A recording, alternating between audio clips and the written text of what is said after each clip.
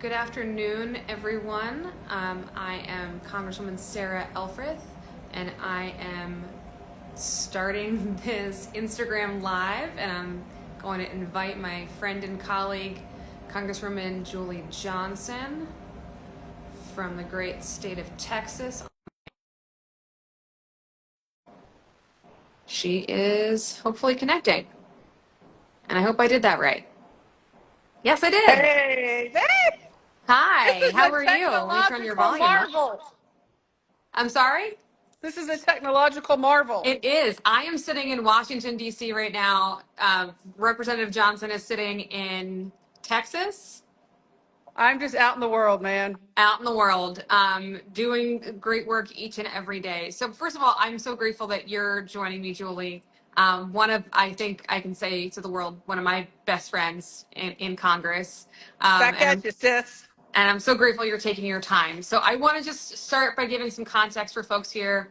This is our 16th town hall in the first 10 months. I have my wonderful staff over here telling me, yes, it's 16. We've done large in person, small in person, telephone town hall, virtual town hall, a couple Instagram lives, and we're doing this today, and I really appreciate it.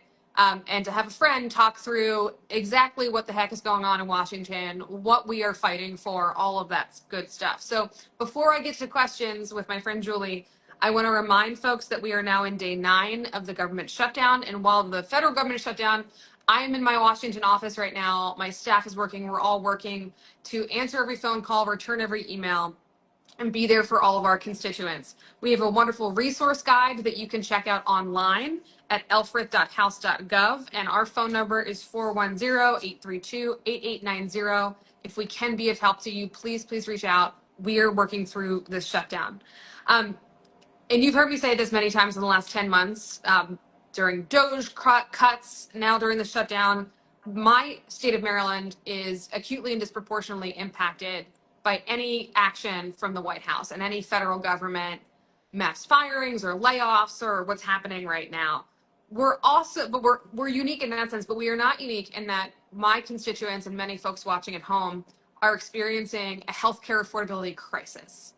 And Representative Johnson, who represents Dallas, Texas, has been a leader on healthcare affordability issues during her time at the Texas State House. And that's why I asked her to be on, in addition to being my best friend in Congress. She is a healthcare policy expert. So I'm going to give a little bit about Julie, and then we're going to get into some questions. So Woman Julie Johnson came to Washington from the Texas House of Representatives, where she served 3 terms beginning in 2018. She was named the Freshman of the Year in 2019 by Texas Monthly. She was a champion of medicine by the Texas Medical Association and given the Big Voices for Little Texans Award by Texas CASA. During her time in the Texas State House, she passed 108 bills with a focus on patient protection and insurance reform. She also authored the first bipartisan Medicaid expansion bill in Texas history, which is going to be a part of today's conversation because what we're talking about is expanding healthcare for more people. And she's also the first openly gay member of Congress from the South and the first ever woman to represent District 32. And she and her wife Sue are wonderful, wonderful human beings. And I'm so proud to call you a friend. Julie, welcome to our Instagram Live. Hey, Sarah, it's so great to be here. And, I just love and adore you so much. To all of you on Sarah's channel, she's modest. She's not going to toot her own horn. But let me just take a moment to say what a badass you have representing you in Maryland. She's just fearless. I think that's probably the word I would use to describe you most. Fearless and determined to make legislating, and she's a legislator's legislator. And for what that means, there's a lot of people who get into this process because they like politics, but they really don't know a damn thing about passing anything. They don't know anything about how to craft thoughtful legislation, how to work with the other side, how to navigate the intricacies of the behind the scenes work to get stuff done. And Sarah is the leader of leaders in that regard. There's no one smarter, no one more talented, no one I'd rather be side by side with on the bench. And I just adore you. And I'm so happy to be on this journey with you, my friend. I appreciate you so much, Julie. So I mentioned that the government's been shut down for 9 days, and I've gotten a lot of questions, as I'm sure you have, about why are Democrats picking this fight at this moment. And we are shut down, first of all, because Republicans control the House, Republicans control the Senate, and Republicans control the White House. And we are asking for two very simple things: a bipartisan budget deal. Not, I think most Americans would agree that that's a totally reasonable thing for us to ask for, to be engaged in the budget process. And number two is the fact that if Congress doesn't act now on expanding the Affordable Care Act tax credits that have been set in place, 20 million Americans are about to see there's no other word for it, but like a skyrocketing premiums bill on January 1st. Oh, And so 100%. 20 million Americans, 190,000 Marylanders, and we're going to talk about that in just a minute. But Julie, I'm going to give you the first question. I talked about how did we get here? Like, why are we having this fight in October and not any other time? Well, let's just be perfectly clear. The Republicans have been on an assault for your health care for a very long time. Throughout multiple Congresses, they have consistently tried to vote down and repeal the Affordable Care Act. The reason why the Affordable Care Act went into place is because the American people were screaming for help with health care. Pre-existing conditions were denied. You couldn't transfer jobs because you couldn't if you didn't bring your health insurance with you, you didn't stay on the same plan and you had a health event, then all of a sudden that future care was denied because of a pre-existing condition. Young people under the age of 26 couldn't get on health insurance. There was so many things, so many crappy policies that didn't cover preventive care, like colon cancer screening, like breast cancer screening, these sorts of things that just keep people healthy. And so the Affordable Care Act was in place, marshaled on the shoulders of Democrats because the American people demanded health care. And then the Republicans ever since have voted hundreds of times to try to take away your health care. So here we are now in the 118th Congress, where they control the trifecta. They have the House, the Senate, and the presidency. And so what are they trying to do? They're trying to take away your health care. And so here we are in March. They passed a budget, this terrible bill that guts Medicaid funding and removes the subsidies, the tax credits that are in place for the Affordable Care Act. And what those do is that it makes your health insurance, and this is for people, these are for American citizens. Let's be very clear about that. Right. This Thank is you. not for undocumented or illegal people. It's against federal law for them to participate in Medicare, Medicaid, the Affordable Care Act. This talking point that Republicans have that this is only for illegals is bullshit. So then here we are. And so now what we have, this is for working folks, man. These are for small businesses, people who work in that 3 to 5 employee group who cannot afford big health insurance because the way we do health, employer-sponsored health care. This is for that person who's always wanted to have their own company, that graphic designer that's brilliant, that can do great websites, that's working from their home. This is for that accountant that does accounting work for multiple businesses because she's at home working for her kids, but she doesn't have health insurance, and they go to the marketplace. And so this is for them, and this is for people who could do that. And some statistics. Can we just give you some statistics there? So if you are a couple, let's say you're 60,000, you're 60 years old, you're a couple, your household income is $82,000 a year. Your premium right now is about $7,000. It's going to go to $23,000, Sarah. $23,000. That's a 252% increase in the cost of your premium. You know what? We're not here for that. People can't afford that. If you are a family of 4 and you make $64,000 a year, do you know what? Your premium is going to go up 196%. That family of 4 is already having a hard time. Yeah. That family of 4 on $64,000 is barely making ends meet. They are paycheck to paycheck. And this now becomes, do they not have coverage when whatever happens? And so this is the line, because you know what? This is what, I mean, Sarah, you and I totally agree on this. We've had so many conversations, and for all you out there, this is the thing. We lay awake at night worried about this kind of stuff. And this is what we want. You know what Democrats want? Is we want people to get ahead. We want our system to give you a chance to have a good job, to get paid fairly for your job, to be able to make more money than your bills are, to have something at the end of the day so that you can advance, you can build wealth, you can build a nest egg for security for you and your family. If you don't have health care, if you don't have health insurance, then you are laden with medical debt. You have choices. You're either laden with medical debt that you can't afford, or you don't get the care that you need. And then you're sick, you're not able to go to work, you've lost a leg, you're whatever, or you're dead. Right. And your it doesn't healthcare work. plan is to not get sick, or when you do get sick, you go to the emergency department because you That's right. don't have health insurance to have a general practitioner. And what happens then? We result in what's called uncompensated care for our hospitals that all of us then have to pay for because our hospitals have a responsibility. And Julie, can I just say, I cannot believe the vice president suggested that hospitals, if a gunshot wound victim walks into an emergency department, hospitals should first ask them their status before they stop the bleeding. Who That's are not who we? we are as a country. That is not our moral code. It is not at all. It is not at all. So I want to talk about the moment we're in. And I've gotten a lot of these questions from constituents. And again, for folks joining in, thank you for joining my good friend, Representative Julie Johnson from Texas, and I having a conversation about the importance of expanding these Affordable Care Act tax credits in this moment and why Democrats are fighting. We are fighting. I'm just going to say our job is to respond when things go wrong, as Julie said, but it's also doing our best to prevent bad things from happening.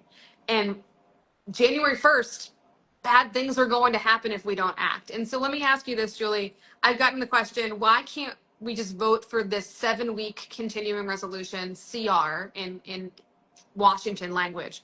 Why can't you and I just vote for that continuing resolution and use the next 7 weeks to negotiate a deal here? Why is that? Why are we not doing that? Because you have to renew your health insurance now. You're getting your bill in the next 2 weeks. And you have to make a decision as to what plan you're going to be on. And the deadline to enroll is going to be gone before their CR's up. And then, because your stuff starts in January. It is the stupidest thing. It's just like saying, you know, I have a deadline to apply for something, and my deadline to apply is September 1st, even though it may, or is December 1st, even though it's not going to go into effect. And if you don't apply, if you don't do it, then you can't do it. Then you're too late. And so they're wanting you to apply for a benefit that you're not going to know how much it's going to cost. Well, you are going to know. You're going to know that you can't afford it. They're going to want you to apply for it on the hope and faith that they do something. Now, Sarah, remember, these fools have had since March. This bill was passed in March. They've had April, May, June, July, August, September to do something. And they have not. And they have tried. Now they're trying to sell the American people is, oh, give us 7 more weeks. Even though we've had 6 months, we haven't done a damn thing. But give us 6 more weeks and we're going to screw you over. And we don't, and they've already told us all, they don't have the votes. They don't have the votes on their side to deal with this responsibly. So what is it? Sarah and I holding the line because our people care about health care, and this cannot go into effect. And Sarah, tell everybody out there about what we Democrats have a proposal in the Senate. We have our own CR. We are not showing up and saying we're just against something. We have our own continuing resolution that is fiscally responsible, but also addresses not just these ACA tax credit issues, which again, so timely because if you're sitting in Maryland, you probably got that letter from your insurance carrier already because they went out on October 1st for your January 1st healthcare. And so that you already have that sticker shock happening because these insurance companies aren't waiting for Congress to do our jobs. So we have our own resolution that addresses this and also rolls back those really terrible Medicaid cuts that happened in July. Julie mentioned that we were here fighting. I slept on my couch. I can't tell you how many nights in the office as we were taking 2 a.m., 4 a.m. votes, trying to fight back against the largest cut to Medicaid in American history. Our bill addresses that as well. It's for the healthcare of Americans. And unfortunately, instead of voting on that up or down, the speaker sent us home. So the Republicans have been home for the last 2 weeks. I've been bouncing back and forth because I live nearby. I'm in the office quite often, as well as in the district. But there are no Republicans here in the House to negotiate with, which is a damn shame because, Right. as Julie said, we're here to legislate. We're here to do something and not just throw barbs back and forth in the media. So Republicans haven't been there since September 19th. Just get your here head we are. wrapped around that. 11 days Right. before the government shut down, ghost nowhere. Crickets, Right. nada. And you And know before what? So this that, is the thing. yeah. Democrats, we're voting to open up the government. The Senate Democrats have a resolution that opens the government and keeps your health care. Every Democrat voted for it.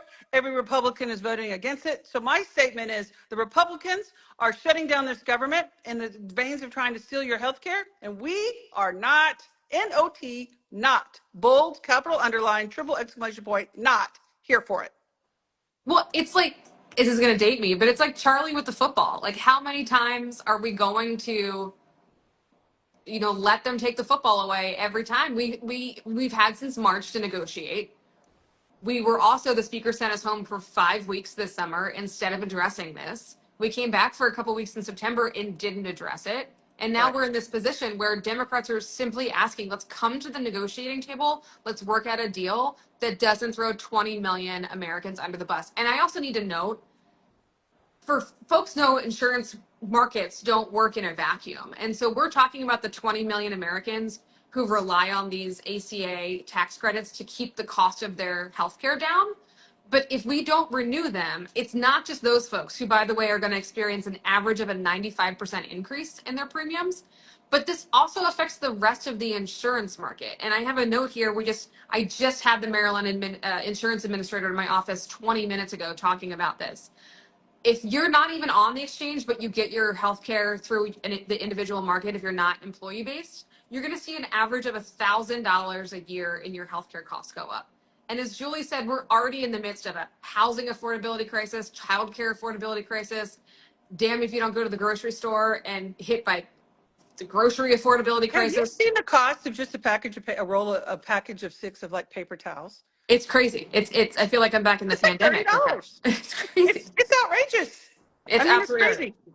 Okay, Julie, I want to talk about, I mentioned before, I represent 44,000 federal employees. I've said that number more times than I can even imagine in these last 10 months as we've watched, and I come from a union household. My parents were both in organized labor. As we've watched the most anti-labor president in the history of this country try to decimate collective bargaining rights that have been in place for 6 decades, who was firing hardworking civil servants, in many cases summarily firing them without 2 weeks notice or severance. And we're watching in real time as our constituents are impacted, whether they are government employees or not government employees. Services for the American people are being threatened right now because hi Sue, there's no one there to always answer the phone. Good to see you.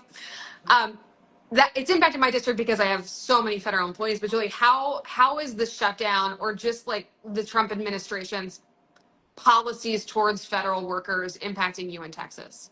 Oh, well, you definitely have the brunt of it. I only have about 5,000 federal employees in my district. And so the aspect of, but we have people that have loved ones in the military and who are doing, brave work overseas and stuff like that. But where my district is hit the hardest is on the healthcare. I have over 100,000 people on the ACA, and Texas is the largest uninsured state of any state in the country. We have 6 million people without health insurance. And I want to kind of go back to just some simple math, just kind of the point you were trying to make, because I think this point is really, really important. So in a state like Texas, we have 33 million people. We have 6 million uninsured. This ACA tax credit thing is going to kick another 4 to 5 million people off of health insurance. So that's 10 to 11 million people. Then when the Medicaid cuts go in, that's another 4 million people. So that's 15 million people in our state without access to health insurance. If you are a hospital and you have to see everybody that comes in, right now what happens is, let's say 8 out of every 10 people have health insurance. And so if you charge, if say it's $2,000 to keep your hospital open that day, then for every 8 people, you're going to divide that $2,000 up between you, and you're going to get everybody cared for. Well, if you goes down and now only 4 people have health insurance, then that means those 4 people are now going to have to pick up the gap for that still net $2,000. So your cost goes up. So this concept that this doesn't affect me, you Right. are wrong. This affects everyone. And Right. so this is why, and I go a little bit harder on the language. We're not Please. asking to be at the table. We're demanding to be at the table. Yeah. They want our votes. And if they want my vote, then my vote is going to have to, that vote for me to vote on it is going to have to contain preservation of the affordable tax credits. It's non-negotiable. That's Right. what my vote is. That's my demand. It's not an ask. It's not a request. It's a demand. They're not getting my vote until that's in there, period, full stop. You can see why I hang out with Julie Johnson all the time, folks, on the floor and elsewhere. Okay, Julie, I'm going to ask about, we came in together uh, 10 months ago, and it feels like it's the longest decade of my life so far under this administration. But as freshmen, we're both navigating these challenges for the first time at the federal level. Again, you and I think we get along so well because we both came out of state houses and have worked on all these issues just at a different level. Um, what are you excited? I know this is a dark time and we're mid shutdown and mid fight here, but is there anything that you're working on that you want to share that you're excited about or anything that gives you hope these days? Yeah, I think there's quite a bit. And I love the comments that are coming up on our live stream. Queen Sarah Elfreth. That is the truth. The queen. So yes, I think we're doing a lot of things. Again, back to one of the points we made earlier, what you and I are working on together is a pathway for people to, have a good life, have Right. the things, have an affordable life. So one of the things, a bill that I have filed, and I think you're on it. I don't remember, but I think you are. But it's my housing bill, and so I have 62,000 renters. 62% of my district are renters, Oh, wow. and it's really hard for people to transition from renting to home ownership. That's one of the classic frustrations of young people, people who are in their late 20s, early 30s, mid 30s, that are working. They want to achieve that American dream. They want to get out of their parents' house. They want to get out of an apartment, but they cannot get it together to be able to qualify for a house. Now, they could have had the best rental history in the world, and that doesn't add credit. That doesn't help them Mm. develop a credit rating in order to qualify for a mortgage. So my bill is super simple.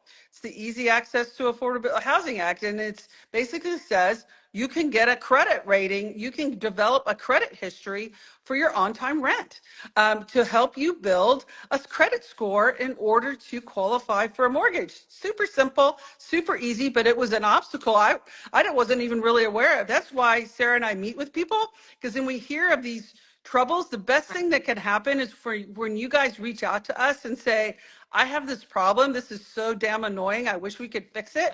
And then, you know what? We have a chance to fix it. And so Right. somebody was telling me how they were having a hard time qualifying for a mortgage because they've only been a renter. I'm like, well, let's try to fix that. And Yeah. so we're doing that. And then I think another bill that I have that I'm pretty excited about is, as we talked about, I'm really committed to healthcare. And I think even if you have health insurance, it can become so difficult. So I've assaulted prior authorization requirements, Thank all you. this stuff Thank that you. makes it so hard to use your health insurance.